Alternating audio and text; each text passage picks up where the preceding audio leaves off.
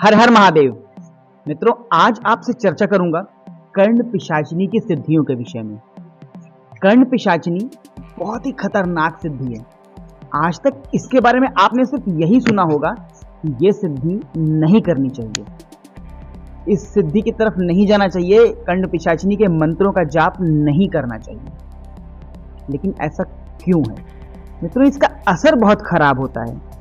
अगर आपने इसको सिद्ध कर भी लिया तभी ये आपके पास टिकेगी नहीं, क्योंकि आपकी जान बचेगी नहीं। आज तक जितना भी सुना गया है इसके विषय में, जिसने भी इसकी सिद्धि की है उसको इसके बहुत ही ज्यादा हार्मफुल इफेक्ट्स मिले हैं। बहुतों की जान बची भी है और बहुतों की जान चली भी गई है। बहुत सारे लोगों का मानसिक संतुलन बिगड़ चुका है।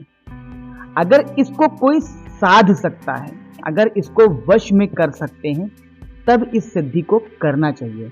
लेकिन इसको वश में करने के लिए जितना तपोबल चाहिए, जितनी साधना चाहिए इसको वश में करने के लिए, उतनी हमारे और आपके बस की है नहीं। आम आदमी के लिए इतनी साधना कर पाना बहुत मुश्किल है। तो कर्ण पिशाचिनी की साधना नहीं ही करनी चाहिए, क्योंकि ये एक तामसिक साधना है। तो तामसिक साधना होने की वजह से ये खतरनाक है और खतरनाक चीज़ों को संभालने के लिए बहुत अधिक शक्ति लगती है, और वो शक्ति हमारे आपके लिए जुटा पाना बहुत मुश्किल है। मित्रों, बहुत सारे लोगों को आपने टीवी पर, इंटरनेट पर देखा होगा जो लोगों के बारे में बता देते हैं, किसी के भी बारे में पहले ही बता देते हैं। ऐसा कैसे कर सकते हैं? कर्ण पिशाचिनी के अलावा और कौन सी ऐसी सिद्धियां हैं जिनको करने के बाद कर्ण पिशाचिनी जैसे ही रिजल्ट मिलते हैं, कर्ण पिशाचिनी जैसा ही इफेक्ट मिलता है? आज आपको बताऊंगा कि बागेश्वर धाम वाले धीरेन्द्र शास्त्री, उनके पास कौन सी सिद्धि है जिसकी वजह से वो लोगों के बारे में पहले ही बता देते हैं। लोगों के द्वारा पूछे जाने सवालों का वो पहले ही बता देते हैं और उनका जवाब भी लिख करके रखते हैं। तो चलिए शुरू करते हैं। लेकिन शुरू करने से पहले वीडियो को लाइक कर लीजिएगा, चैनल को सब्सक्राइब कर लीजिएगा, क्योंकि हमारा उद्देश्य आपको सनातन और आध्यात्म से जोड़ने का है और थोड़ा सा हमारा भी मोटिवेशन हो जाता है। तंत्र की सबसे खतरनाक साधनाओं में से कर्ण पिशाचिनी भी एक साधना है। इसकी तरफ लोग बहुत जल्दी अट्रैक्ट हो जाते हैं, क्योंकि ये किसी के भी बारे में बता पाने में सक्षम है।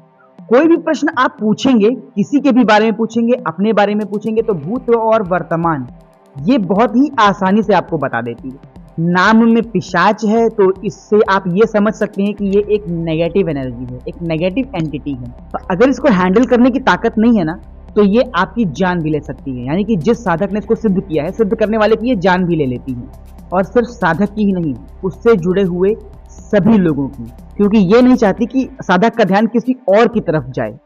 अगर वो किसी की तरफ भी अट्रैक्ट होता है, किसी की तरफ भी उसका ध्यान ज्यादा जाता है, तो ये उसकी जान ले लेती है, और धीरे धीरे वो सभी जान अपनी गंवा देते हैं जो इसके आसपास रहते हैं। और जब तक साधक की खुद की जान नहीं चली जाती, तब तक ये सिलसिला चलता रहता है। अब प्रश्न ये है कि कर्ण पिशाचिनी जैसी सिद्धि कैसे प्राप्त होगी, और क्या तरीका है, और किस विधि से और किसकी पूजा करने से कर्ण पिशाचिनी जैसी सिद्धि प्राप्त हो सकती है? मित्रों, हनुमान चालीसा सबने पढ़ी है, लगभग सभी ने पढ़ी है। और हनुमान चालीसा में एक लाइन आती है, अष्ट सिद्धि नव निधि के दाता।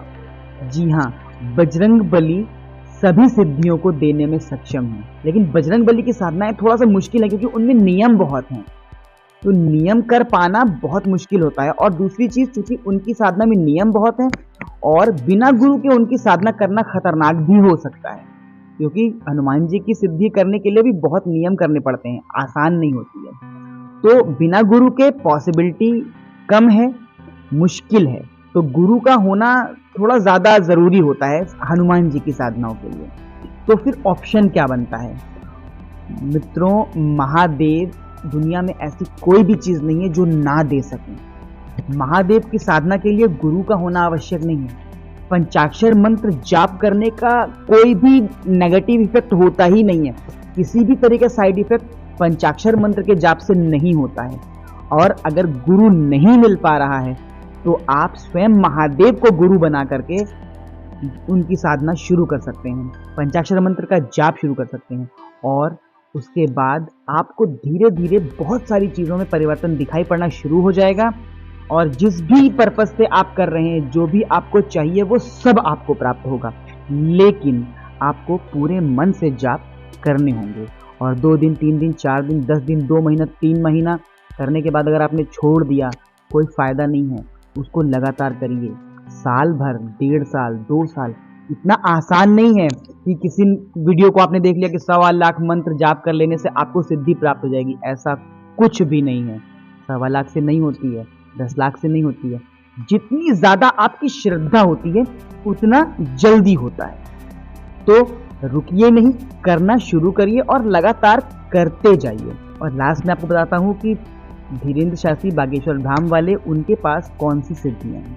वो स्वयं बताते हैं कि उनके जो दादा गुरु थे, उनके जो गुरु जी थे, उनके दादा महाराज की हमेशा उनके ऊपर कृपा रही है। वही उनके गुरु थे और उनको हनुमान जी की सिद्धियाँ थी।